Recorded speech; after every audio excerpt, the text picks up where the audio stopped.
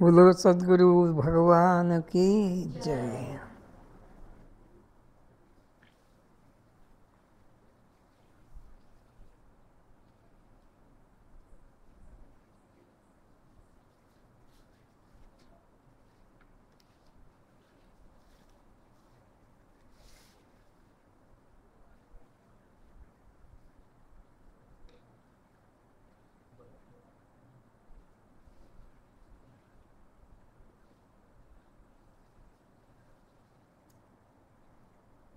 राजा शिखरध्वज उपाख्यान।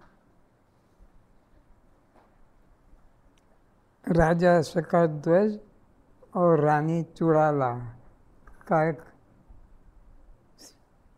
दृष्टांत समझाया जा रहा है आत्मज्ञान के ऊपर। वशिष्ठ जी ने कहा, हे राम, तुम्हारी ही तरह पहले एक शिखरध्वज राजा भी हुआ था। राम जी को उनके गुरु वशिष्ठ जी समझा रहे हैं कि तुम्हारी तरह पहले एक राजा शिखरध्वज हो चुका है, उसको भी संसार के भोगों से वैराग्य हुआ था। उसने भी ज्ञान पाकर जीवन मुक्त होकर भोग भोगते हुए जीवन लीला समाप्त की। उस वृतांत को तुम ध्यान से सुनो। मालव देश के राजा शिखर ध्वज राज्य से उपराम होकर स्वेच्छा से जंगल में एकांतवास करते हुए 8 वर्ष बीत गए, किंतु उन्हें शांति नहीं मिली। 8 वर्ष एकांत जंगल में निवास करते हुए वैराग्य में त्याग में जीवन व्यतीत करते हुए भी उसे आत्मिक शांति प्राप्त नहीं हुई। तब उनका कुंभज मुनि से साक्षात्कार हुआ। किससे? कुंभज मुनि। तो जंगल में कुंभज मुनि विचरण कर रहे थे और विचरण करते करते कुंभज मुनि से उनका समागम हुआ। परस्पर परिचय करते हुए बताया कि मैं 8 वर्षों से इस घोर वन में राज्य परिवार छोड़ तपस्या कर रहा हूँ। तो उन कुंभज मुनि से उस राजा शिखरध्वज ने अपनी मन की दशा को दर्शाया कि मैं यहाँ पर 8 वर्ष से रह रहा हूँ, त्यागमय जीवन है, कोई भोग वासना नहीं, कोई राज्य वासना नहीं, कोई रानी राजपुत्र की वासना नहीं, फिर भी मुझे शांति क्यों नहीं मिल रही है? जबकि लोगों ने कहा है, संतों ने कहा है कि वैराग्यवान को शांति मिल जाती है। मैं तो पूरा वैराग्यवान हूँ, मुझे शांति क्यों नहीं? किंतु मुझे किंचित भी शांति नहीं मिली। तब कुंभज मुनि ने उन्हें कल्याण का यथार्थ उपदेश किया।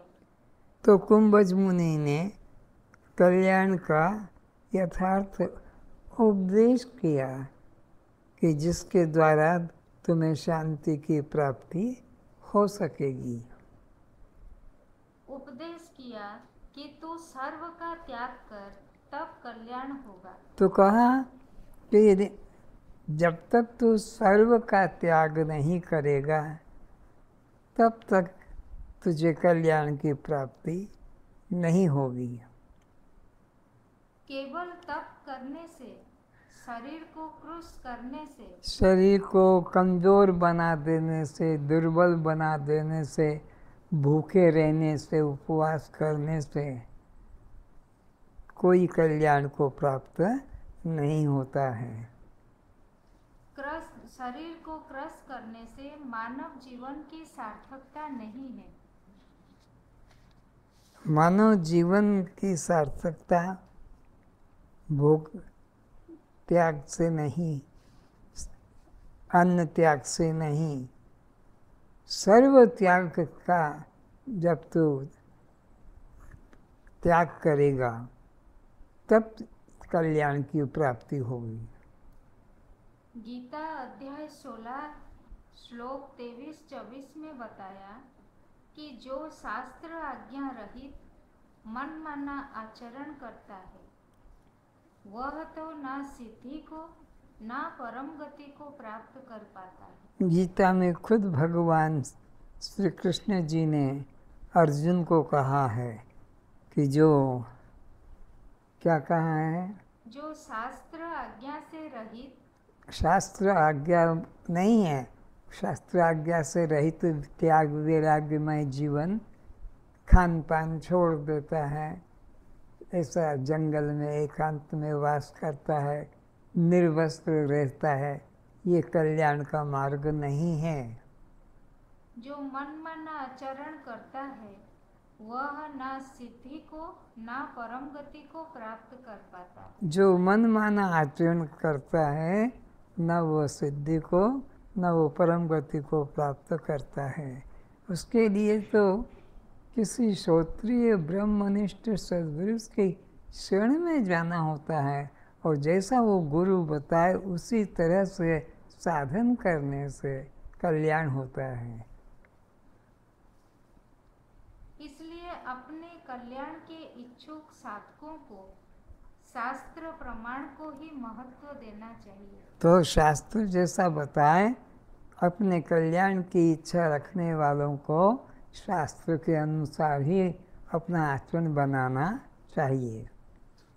जो मनुष्य शास्त्र विधि से रहित, सत्य असत्य, नित्य अनित्य, विवेक रहित, मन कल्पित कर्म करने वाले हैं, जो मन कल्पित कर्म करने वाले हैं, सत्य असत्य का बिना ज्ञान किए, जड़ चेतन का बिना ज्ञान किए, आत्मा अनात्मा का बिना ज्ञान किए, मन कल्पित साधन में जो लगे हैं, जैसे स्नान न करना, अग्नि पर चलना, हिमालय में गुफा में बैठना, नंगे पैर धूप में चलना, कान आँख को बंद रखना, मौन बने संकेत से या लिख कर बात करना, ये सब हठ योग के साधन हैं। हठ योगी लोग इस तरह से मनमाना आचरण करते हैं, पर ये कल्याण का मार्ग नहीं है। फिर से मौन बने संकेत से या लिख कर बात करना, कांटों पर शयन करना, जीव काट कर मूर्ति पर चढ़ाना, मुर्दे का मांस खाना, मल खाना, एक हाथ से काम करना, एक पैर से खड़े रहना, नेत्र दृष्टि से दर्पण तोड़ देना, किसी की मृत्यु हेतु अघोर कर्म करना आदि घोर कष्टप्रद तप को तपते हैं, उनका कल्याण नहीं होता है। तो इस तरह से जो घोर तप करते हैं, उनका कल्याण नहीं होता है।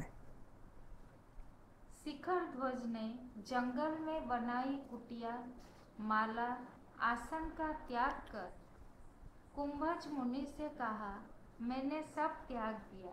देखो, कुंभज मुनि से सिकंदर राजा ने कहा कि मैंने तो कुछ भी अपने पास नहीं रखा है, सर्व का मैंने त्याग कर दिया है। मैंने झोपड़ी का भी त्याग कर दिया है, वस्त्र का भी त्याग कर दिया है, माला का भी त्याग कर दिया है, किंतु मुझे शांति नहीं मिली। किंतु अभी भी मुझे शांति नहीं मिली है। और कहा कि सर्व का त्याग करने से कल्याण हो जाता है। तो मैं तो कुछ भी नहीं देख रहा हूँ, ये शरीर ही अब मेरे को लगता है कि यही बंधन रूप है। तो पहाड़ पे चढ़ के और कूदने के लिए तैयार हो रहा था कि अब मैं ये प्राण भी त्याग देता हूँ, तभी सर्व त्याग बात हो सकेगी। तो इस तरह से वह वहाँ कर रहा था। कुंभज मुनि पहुँच गए और उन्होंने उसे उस हठ योग करने से रोका। तब कुंभज मुनि ने कहा, अभी सर्व का त्याग कहाँ हुआ? यह सब सामग्री जंगल की वस्तु है, इसमें तेरा क्या है? ये जो आसन त्यागा है, मृग चर्म का त्याग किया है, माला का त्याग किया है, ये तो सब वन की जंगल की वस्तुएं हैं, इसमें सर्व का त्याग। और तेरा त्याग क्या हुआ? इसमें तो तेरा त्याग कुछ भी नहीं है, ये तो पराई वस्तु है। तब शिखर ध्वज ने अपने देह को त्यागने की तैयारी की। वह पहाड़ पर चढ़कर आत्महत्या करने लगे। तब कुंभज मुनि ने कहा, यह देह भी तेरा नहीं है। जिस देह को तू अपना मानता है कि इसका मैं त्याग कर दूंगा तो सर्व त्याग हो जाएगा, अरे ये देह भी तेरा थोड़ी है, ये तो पंचभूतों का है, पिता माता के रजवीर से निर्मित हुआ है। तू किससे कहता है कि मैं इसका त्याग कर दूंगा तो सर्व का त्याग हो जाएगा? ये झूठा दंभ है, इसके त्याग से सर्व त्याग नहीं होगा। अतः जो तेरा है उसका त्याग कर। तो जो तेरा है उसका त्याग कर। तेरा क्या है। अब यह समझने की बात है। यह शरीर तो पंचभूतों का है, मुक्ति प्राप्त करने का माध्यम है। यह परमात्मा का मंदिर है, इसके नाश से सर्वत्याग नहीं हो सकेगा। तब शिखर ध्वज कुंभज मुनि के चरणों में गिरकर प्रणाम कर प्रार्थना करने लगे कि हे प्रभु, अब क्या है जो सर्व का त्याग करने से सर्व त्याग होगा। जब ये शरीर को भी मैं त्याग रहा हूँ तो भी कहते हैं कि सर्व का त्याग नहीं होगा, तो आप मुझे बताइए। कुंभज मुनि ने कहा, हे आत्मन, चित्त ही समस्त दुख व बंधन का कारण है। चित्त ही से संसार उत्पन्न होता है और चित्त के लय होने से संसार का प्रलय होता है। तो कुंभज मुनि ने राजा शिखरध्वज को कहा कि जो चित्त है उसका त्याग ही सर्व का त्याग है। चित्त के ग्रहण करने से ही सर्व का ग्रहण हो जाता है और चित्त का त्याग करने से सर्व का त्याग हो जाता है। अस्तु तो चित्त का त्याग कर। रोज सुसुप्ति अवस्था में चित्त की उपस्थिति न होने से वहाँ मैं मेरा कहने देखने को कुछ नहीं रहता है। और रोज सुषुप्ति अवस्था में सबको पता लगता है कि वहाँ मैं और मेरा कुछ भी संसार नहीं रहता है, सब का सब लीन हो जाता है। गहरी नींद में, सुषुप्ति में चित्त लीन हो जाता है। इसलिए नींद से उठ सभी से आनंद अनुभूति की बात कही जाती है एवं जागृत में सभी जीवों को त्रिताप, दैहिक, दैविक, भौतिक ताप का अनुभव होता है। और जागृत अवस्था में सभी को तीनों ताप, दैहिक, दैविक, भौतिक ताप सताने लगते हैं। और गहरी नींद में कोई प्रकार का दुख वहाँ नहीं होता क्योंकि वहाँ चित्त नहीं और देह का वाहन नहीं।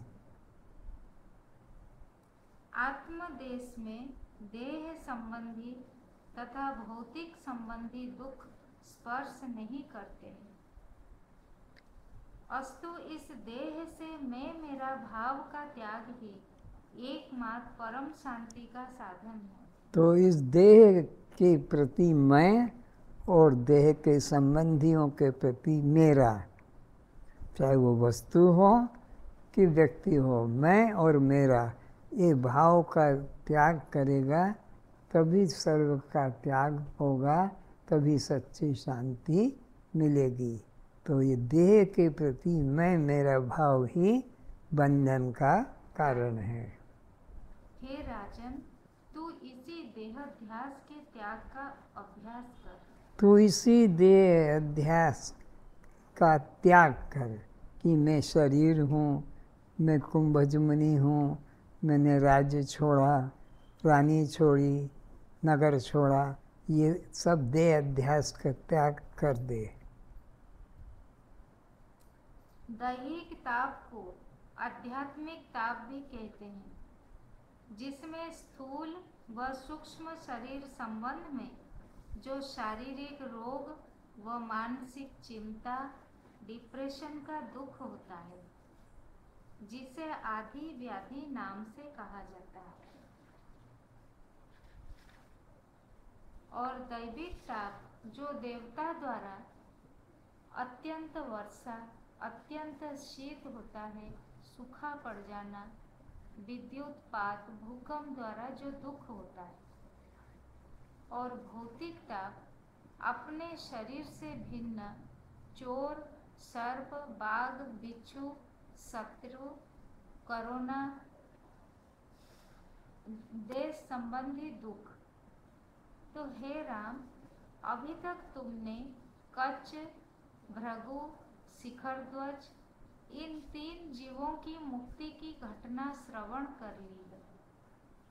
इसे जान, अब तुम भी अपने को संसार बंधन से मुक्त होने की अर्थात त्रिताप से मुक्त होने की चेष्टा करो। फिर से हे राम, अभी तक तुमने कच्छ, भृगु, शिखर ध्वज इन 3 जीवों की मुक्ति की घटना श्रवण करी।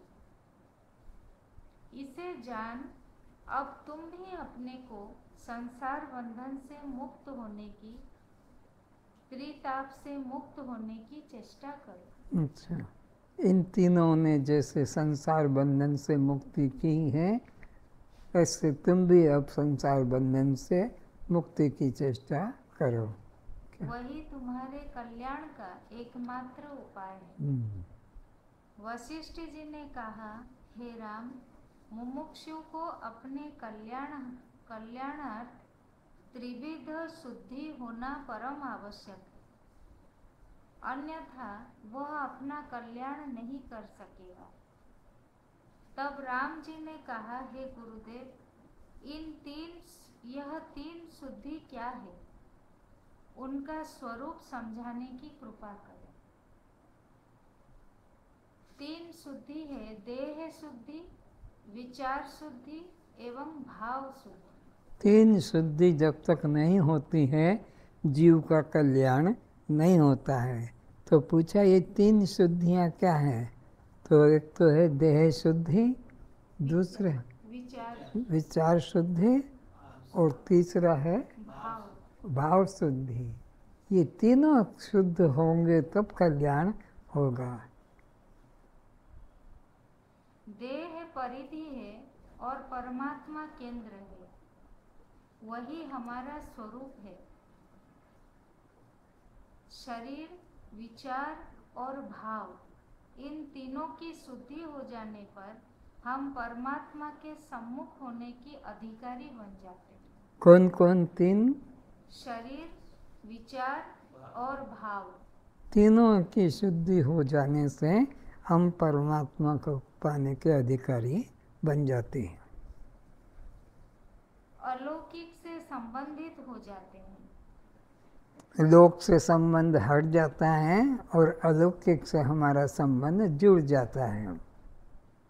किंतु शरीर, विचार और भाव की शुद्धि परमात्मा से मिलन नहीं है। शरीर की शुद्धि, विचार की शुद्धि और भाव की शुद्धि कर लेना, यह कोई परमात्मा से मिलने का रास्ता नहीं है। वह परमात्मा को जानना है, परमात्मा में मिल जाना नहीं है। वो परमात्मा को जानना है, परमात्मा में मिल जाना नहीं है, एकत्व होना नहीं है। द्वैत बना ही रहेगा। वो जानने में आ रहा है, हम जानने वाले हैं। क्योंकि जानने में आने वाली वस्तु से जानने वाला भिन्न ही होता है। शुद्धि की भूमिका तो हमारी दृष्टि को परमात्मा की तरफ आकर्षित करती है, परमात्मा की ओर उन्मुख करती है। उसके बाद शून्य की दृष्टि परमात्मा से एकत्व कराती है। फिर से शुद्धि की भूमिका हमारी दृष्टि को परमात्मा की तरफ आकर्षित करती है, परमात्मा की तरफ खींचने में मदद करती है, परमात्मा की तरफ आकर्षित करती है, परमात्मा की ओर उन्मुख करती है। उसके बाद शून्य की दृष्टि परमात्मा से एकत्व कराती है। फिर उसके बाद में शून्य की दृष्टि हो जाएगी, तब परमात्मा से एकत्व कराती है। जैसे नदी चलकर सागर में मिल जाती है। अतः शरीर, विचार एवं भाव को प्रथम शुद्ध करना है। परमात्मा के साक्षात्कार के लिए पहले ये 3 शुद्धि करना है, शरीर, विचार और भाव। इसके बाद शरीर, विचार एवं भाव के प्रति शून्यता लाना है। शरीर की शून्यता शरीर तादात्म्यता का विरोध है। शरीर के साथ हमारा भ्रांत संबंध है।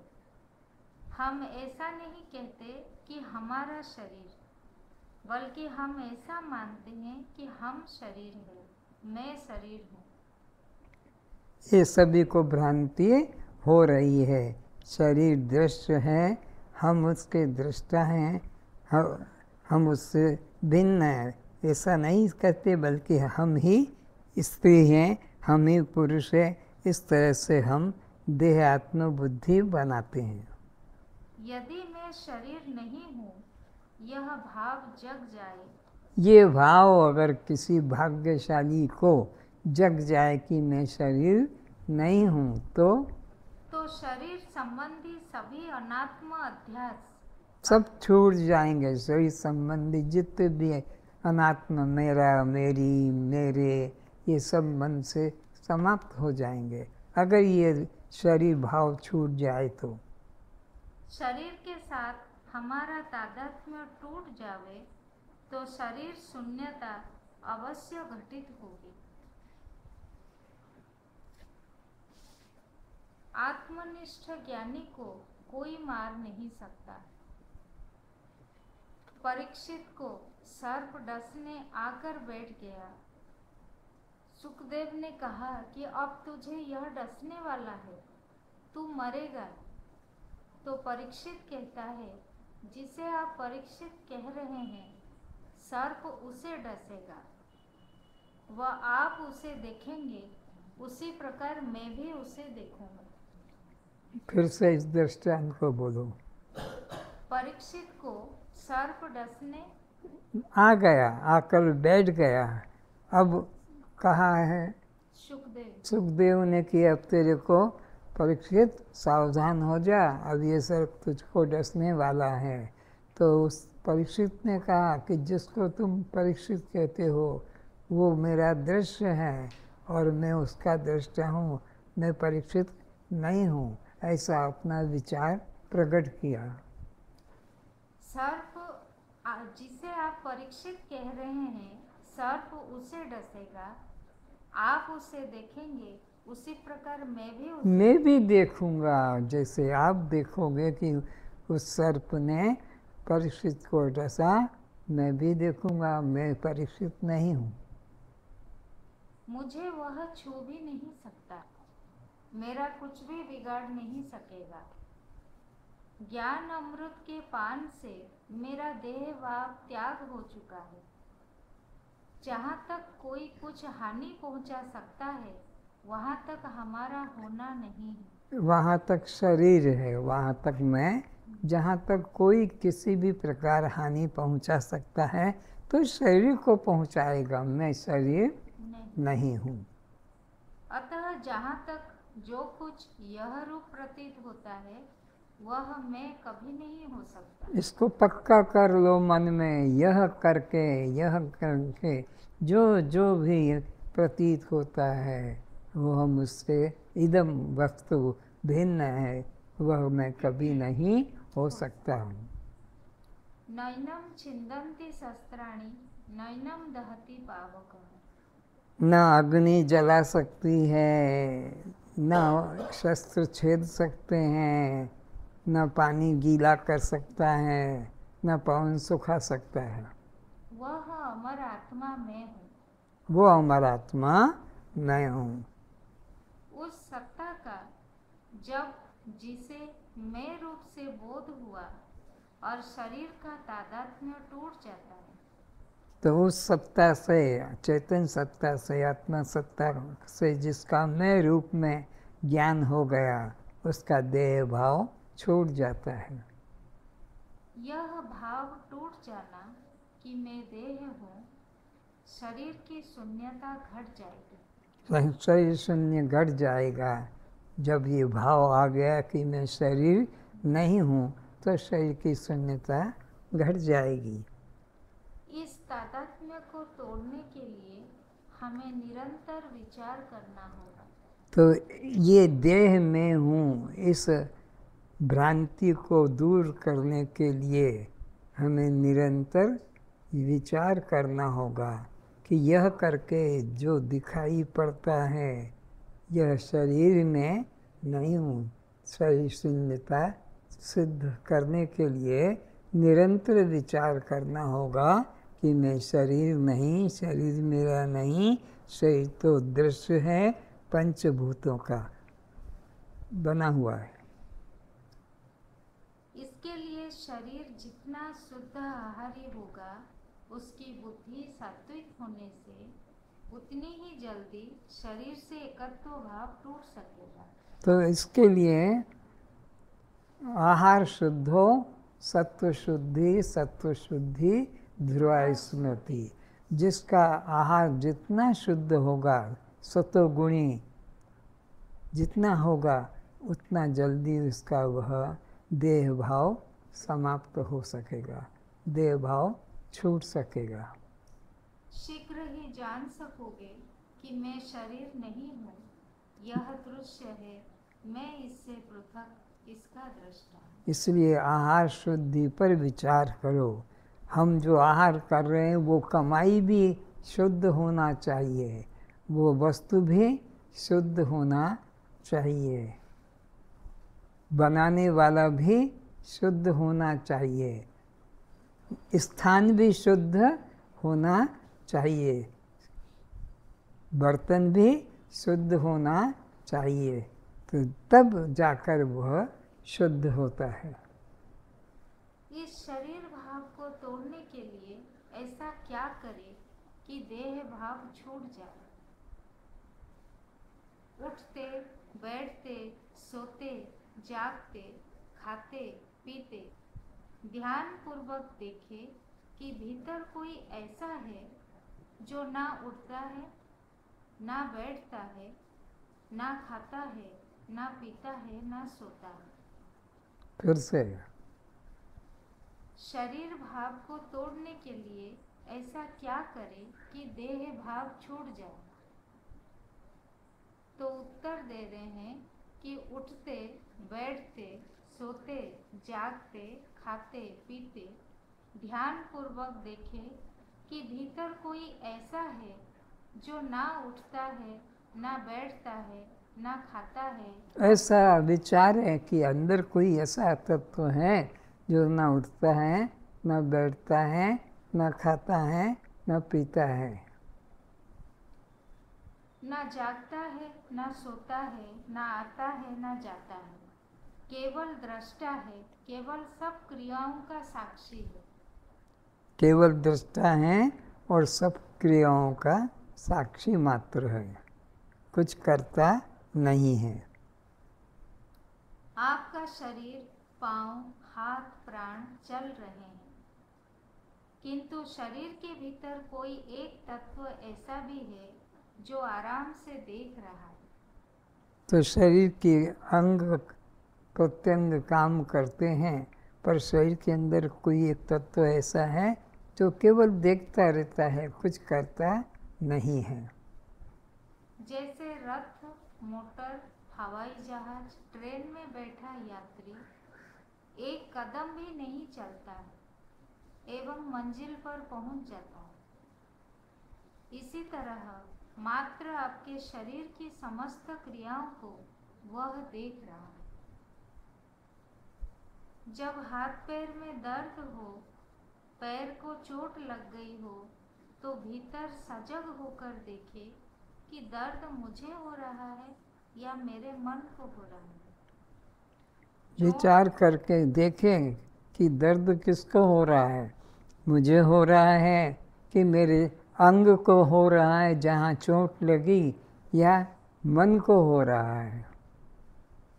चोट मुझे लगी है या मेरे पैर को? आप तो इनसे अलग इनको जानने वाले हैं और कहते भी हैं कि मेरे पैर में, मेरे हाथ में, मेरे कमर में, मेरे सिर में दर्द हो रहा है। तो जिसको तुमने मेरा कह दिया, कमर, हाथ, पैर, सर, तो मुझसे अलग हुए, मैं उससे अलग हुआ। मेरे पैर में चोट लग गई, मेरा हाथ कट गया, मेरे हार्ट का ऑपरेशन हुआ, मैं देख रहा था। मैं केवल इसका साक्षी हूँ। मैं पीड़ा होने का भी दर्शक था एवं दृष्टा भी था। मुझे दर्द नहीं था, अन्यथा मैं कैसे जान पाता कि दर्द हो रहा है। तो दर्द को जानने वाला जिसको जाना गया उससे वह अलग है। अगर मुझे ही दर्द होता तो मैं नहीं जान पाता। मैं तो दर्द को जानने वाला दर्द से न्यारा हूँ। जब भूख लगे और प्यास लगे तब देखें कि भूख आपको लगी है, प्यास आपको लगी है, या आप केवल उसके लगने व मिटने के दर्शक है, साक्षी है। और जब कोई खुशी हो या दुख हो तो उसे भी देखे कि यह खुशी एवं दुख आपको हुआ है या आपके मन को। आप तो उस सुख दुख के भी दृष्टा है। कहते भी है कि आज मेरा मन खुशी के मारे फूल रहा है। मेरा मन खुशी के मारे नाच उठा है। मेरा मन खुशी के लिए प्रफुल्लित है। और आज मेरा मन दुख के मारे रो रहा है। मैं तो केवल जान रहा हूँ, देख रहा हूँ। हम हर क्रिया में निरंतर इस बात को देखने की चेष्टा करते रहे कि घटनाएं कहाँ घट रही है। तो हर क्रिया में यही देखे कि कहाँ पर घटना घट रही है। मेरे में घट रही है कि मेरे अंग में घट रही है। तो अंग में, मेरे हाथ में, मेरे पैर में, मेरे पीठ में, मेरे कमर में, तो तुम मेरे मैं उनसे न्यारा हूँ, हाथ से, पैर से, कमर से। मुझ पर घट रही है या मेरे शरीर, इंद्रिय, मन पर घट रही है, मैं तो केवल देख रहा हूँ। हमारी आदत बन गई है दृश्य, देह, इंद्रिय अवस्थाओं की घटनाओं व क्रियाओं के साथ एकता कर ले। हमारा यह एक आदत बन गया है कि देह इंद्रिय की क्रियाओं के साथ में एकता करने का। हाथ में चोट लगी तो मेरे में चोट लगी, टांग में चोट लगी तो मेरे में चोट लगी। ऐसे हम देह इंद्रियों के साथ एकता कर लेते हैं। खेल नाटक के दृश्य में भी एकता करके हंसने, रोने, चिल्लाने लग जाते, सुखी दुखी हो जाते। इसी तरह अपने शरीर व मन पर घटने वाली क्रियाओं के साथ भी एकता कर रोने, हंसने लग जाते। समस्त दुखों का एक ही कारण है कि हमने देह संघात से एकता समझ रखी है। तो हमारे समस्त दुखों का बस मूल एक ही कारण मालूम पड़ा कि हमने देह के साथ में एकता कर ली। बस यह हमारे दुख का कारण है। और दुख से छूटने का भी एक ही कारण है कि हम अपने देह से एकता का भाव तोड़ दें तो दुख से संबंध टूट जाएगा। अतः समस्त दुखों से छूटने का भी एक ही उपाय है कि हमारे शरीर से एकता का माना हुआ संबंध टूट जाए। बस हमें यही स्मरण आ जाए कि मैं यह देह नहीं हूँ। बस इतना सरल साधन है, उसको छोड़कर कितने कितने कष्टप्रद साधन लोग करते रहते हैं। तो इसके लिए हमें देह की क्रियाओं के प्रति सम्यक स्मृति रखना है कि यह समस्त क्रियाएं मुझ में नहीं है, मैं इनसे सर्वथा पृथक हूँ। ये विचार बनाए रखना चाहिए कि कोई भी देह की क्रिया होगी वह मुझे नहीं छू सकेगी। मैं तो उससे न्यारा केवल दृष्टा मात्र हूँ। देह की क्रिया देह के साथ घट रही है और वह देह ही क्षण हो रहा है। देह के प्रति शून्यता आएगी देह की क्रियाओं के निरीक्षण से। यह निरीक्षण करना जरूरी है। जब रात्रि को बिस्तर पर जाए तो देखे कि नींद मुझे आ रही है या मन को। देखो इसको, विचार कि किसको नींद आ रही है। जब बिस्तर पर जाते हो रात्रि को सोने के लिए, तो देखो कि देह शरीर के ऊपर घट रही है, ये नींद शरीर पे घट रही है कि मेरे पे घट रही है। मैं तो इसको देख रहा हूँ कि नींद आ रही है, आँख बंद हो रही है, मैं तो जान रहा हूँ नींद मुझे नहीं आ रही है। देह बिस्तर पर गिर रहा है या मैं गिर रहा हूँ। उठे तब भी विचार करे कि देह उठा या मैं उठा, मन जागा या मैं जागा। नींद मैंने नहीं ली है, नींद केवल मन ने ली है। विश्राम मैंने नहीं किया, विश्राम देह एवं इंद्रियों ने लिया है। और जब भोजन करे तो जाने कि भोजन प्राण ने किया है, मैंने नहीं किया। भूख प्यास का धर्म जो है ये मेरा धर्म है या प्राण का धर्म है, ऐसा विचार करें। भोजन मैंने किया है कि मेरे प्राणों ने किया है, तृप्ति प्राणों को मिली है कि मुझे मिली है।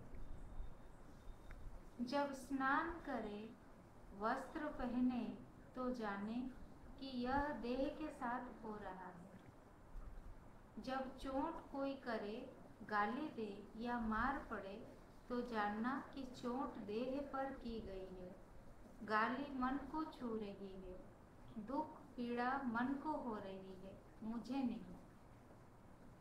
इस भांति सतत बोध को जगाते सम्यक स्मृति बनाते रहेंगे तो किसी क्षण विस्फोट हो जाएगा।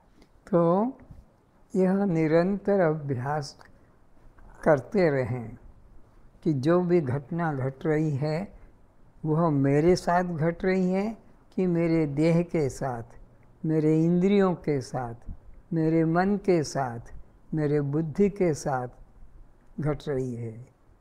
मेरे साथ कोई घटना नहीं घट रही है, मैं तो केवल देखने वाला हूँ। देह के साथ माना हुआ तादात्म्य टूट जाएगा। तो जो देह के साथ में हमारा पुराना संबंध जुड़ा हुआ है मैं पने का, वो एक दिन वो ख़त्म हो जाएगा देह के प्रति, फिर मैं भाव नहीं रहेगा। आप अपने भीतर जितने उतरते चले जाते हैं उतनी देह भूलती चली जाती है। जितना आप अपने अंदर उतरते जाएंगे उतनी आपकी देह भाव छूटता चला जाएगा, खुलता चला जाएगा, वो बंधन मिटता चला जाएगा। जागृत से स्वप्न में जाने पर यह देह संबंध संसार भूल जाते हैं। स्वप्न से सुसुप्ति में जाने पर वहाँ जागृत स्वप्न का कुछ भी देह, वह देह संबंध संसार का होश नहीं रहता। फिर से जागृत से स्वप्न में जाने पर जागृत हम हैं, और जब स्वप्न में चले जाते हैं तो फिर जागृत का कुछ वहाँ पर स्मरण नहीं होता है। फिर स्वप्न से सुसुप्ति में जाने फिर स्वप्न से सुसुप्ति में चले जाते हैं तो जागृत का भी और स्वप्न का भी दोनों भूल जाते हैं। रात में सुख से सोया और मुझे कुछ पता नहीं चला, ना जागृत का पता लगा ना स्वप्न का कुछ पता लगा। जागृत का ख़त्म हो गया स्वप्न में, और स्वप्न और जागृत दोनों का ख़त्म हो गया सुषुप्ति में। सुसुप्ति में देह व देह संबंध संसार का होश नहीं रहता। जब नींद से जागृत को लौटते हैं तब देह के साथ तादात्म्य जुड़ता है।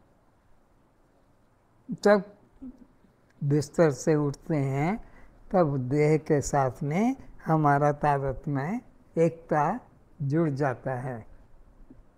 जब भी नींद खुल जावे तब अंदर देखना कि आप देह है या देह का तादात्म्य जग रहा है। तो मालूम पड़ेगा कि मैं देह नहीं हूँ, देह के साथ में एकता का भाव जग रहा है।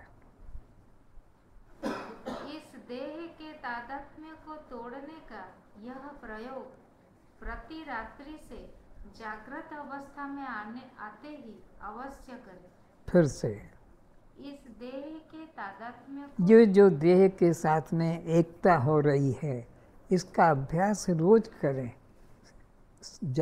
जागृत में आते समय हमारा तादात्म्य देह के साथ जुड़ जाता है, सोते समय संबंध टूट जाता है।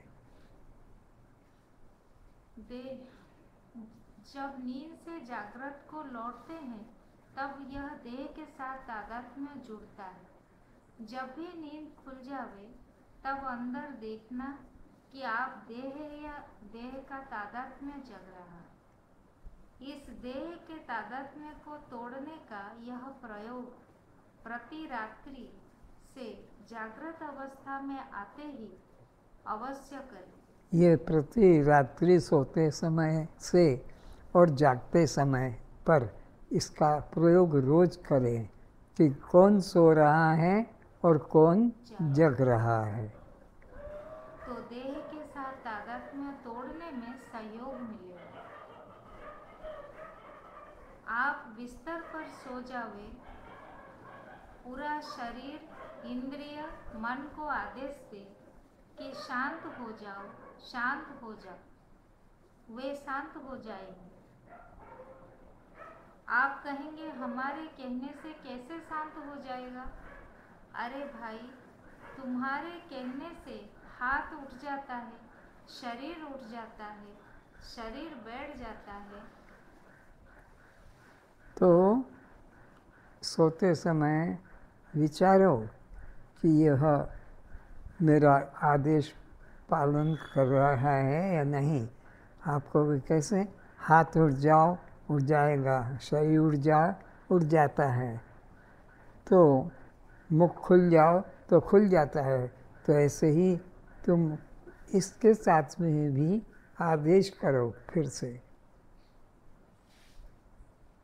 आप बिस्तर पर सो जावे, पूरा शरीर इंद्रिय मन को आदेश दें। आप आदेश दें, सो जाओ सो जाओ सो जाओ, सो गए।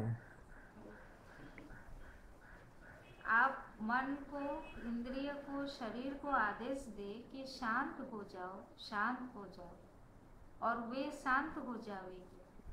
आप कहेंगे हमारे कहने से कैसे शांत हो जाएगा? अरे भाई, तुम्हारे कहने से हाथ उठ जाता है, शरीर उठ जाता है, शरीर बैठ जाता है, हाथ गिर जाते हैं। तो इसी तरह संकल्प द्वारा सबको शांत भी किया जा सकता है। सब इंद्रियों को शांत भी किया जा सकता है। प्रत्येक चक्रों को सुझाव देकर शरीर को शिथिल छोड़ दे, कमरे में अंधकार करे और ध्यान में प्रवेश करे। जब शरीर शिथिल हो जाए, श्वास शिथिल हो जाए, जब चित्त शांत हो जाए, तब एक भावना करे कि आप मर गए और स्मरण करे कि मैं मर गया। तो कौन कौन व्यक्ति मेरे लिए कितने दुखी, चिंतित एवं हर्षित होंगे। उस मृत अवस्था पर जो जो पास आ जाएंगे उनका भी ध्यान कर दो। वे जो करेंगे उन्हें भी देखें। फिर सब लोग आसपास के भी आ गए, आपको ले जाकर चिता पर रख दिया। अग्नि की तेज लपटें उठी। ये सब ध्यान में हो रहा है, सचमुच में आग के ऊपर ले जाना नहीं है। आपकी लाश को राख बना दिया, तब आप अकेले रह जाएंगे, देह की मृत्यु के साक्षी बनकर। तब बोध घटेगा कि आप देह नहीं हैं, उस समय देह के साथ का तादात्म्य टूट जाएगा। फिर आप इस ध्यान के बाद उठेंगे तो थोड़ी देर तक आपको यह होश रहेगा कि आप देह नहीं हैं। इस अवस्था को विदेह कहते हैं। फिर से पढ़ो।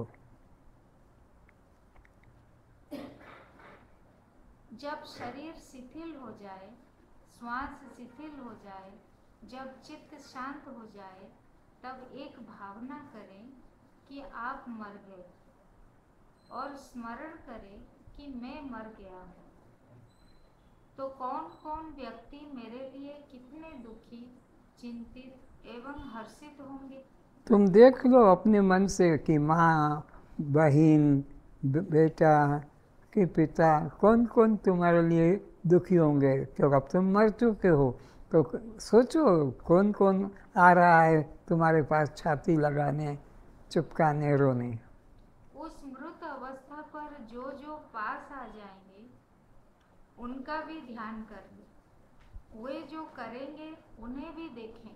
वो जो नाटक करेंगे, हाय मेरा बेटा, हाय मेरा ये, वो चिल्लाएंगे, उसका भी तुम ध्यान करो कि कौन कौन कितना जोर से रोता है कि छाती पीटता है।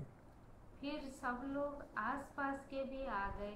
फिर संबंधी भी आ जाएंगे, पास पड़ोस वाले भी आ जाएंगे, क्योंकि राम नाम सत्य करके ले जाएंगे ना शमशान के लिए। और चिता पर रख दिया, चिता पे लेटा दिया। अग्नि की तेज लपटें उठी और आपकी लाश को राख बना दिया। ये सब मानसिक हो रहा है। तब आप अकेले रह जाएंगे, देह की मृत्यु के साक्षी। सब चले गए जला के, तुम केवल साक्षी रह गए। तब बोध घटेगा कि आप देह नहीं हैं। उस समय देह के साथ का तादात्म्य टूट जाएगा। तब देह के साथ में मैं भाव आपका समाप्त हो जाएगा कि मैं देह नहीं हूँ। फिर आप इस ध्यान के बाद उठेंगे तो थोड़ी देर तक आपको यह होश रहेगा कि आप देह नहीं हैं। इस अवस्था को विदेह कहते हैं। इसी अवस्था का नाम है विदेह। देह में रहते हुए भी देह से अलग जानना। इस प्रकार देह में रहते हुए, देह की क्रियाओं के होते हुए आप देह भाव से मुक्त हो गए। देह शून्यता घट जाएगी। देह का तादात्म्य टूट जाना सबसे बड़ा तप है। ये सबसे बड़ी तपस्या है कि देह के साथ में मैंपना टूट जाए। आपकी सारी भूले, पाप देह से बंधे हुए हैं। आपने जीवन में एक भी पाप, एक भी भूल बिना देह तादात्म्य के नहीं की है। सारे पाप आपके जो हैं देह के साथ जुड़े हुए हैं। आपने एक भी पाप नहीं किया है, सारे पाप देह के साथ हुए हैं। तब आप गीले नारियल से सूखे नारियल हो जाते हैं। तब देखेंगे कि सभी चोट, दर्द, पीड़ा, दुख देह के साथ घट रही है, मन के साथ घट रही है। आप उन समस्त क्रियाओं के मात्र साक्षी हैं। आपको कोई भी कर्म स्पर्श नहीं कर पा रहे हैं। यह केंद्रीय साधना का पहला चरण है कि देह की शून्यता को आप सर्वप्रथम साधो। जो मुमुक्षु ऐसा अभ्यास प्रयास करते हैं वे निश्चित ही सफल हो जाएंगे। आज बस इतना ही। तो तुम मरे कि देह मरा? देह मरा। तो कर्म तुमने किए कि देह इंद्रियों ने किए? पुण्य पाप तुम्हें लगेगा कि देह इंद्रियों को?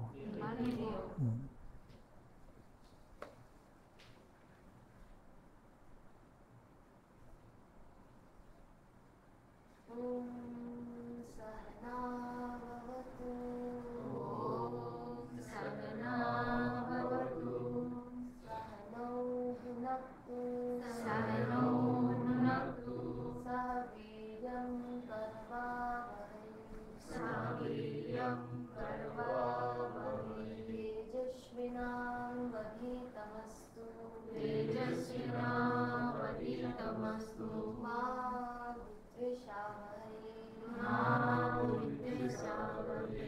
परमात्मा, आप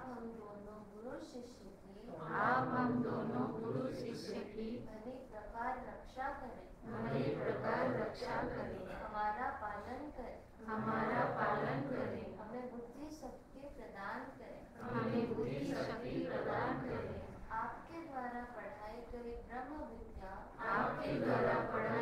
ब्रह्म विद्या इतनी तेजोमयी हो, कोई भी पंडित, कोई भी शास्त्री, कोई भी भेदवादी गुरु हमें हमारे दृढ़ निश्चय से विचलित ना कर सके, हमारा परस्पर द्वेष भाव ना रहे। ओम शांति शांति शांति। ओम शांति शांति शांति। असतो मा सत्तमय। हे गुरुदेव, आप मुझे संसार के अनित्य मार्ग से हटाकर परमात्मा के नित्य मार्ग पर चलाने की कृपा करें। तमसो मा ज्योतिर्गमय।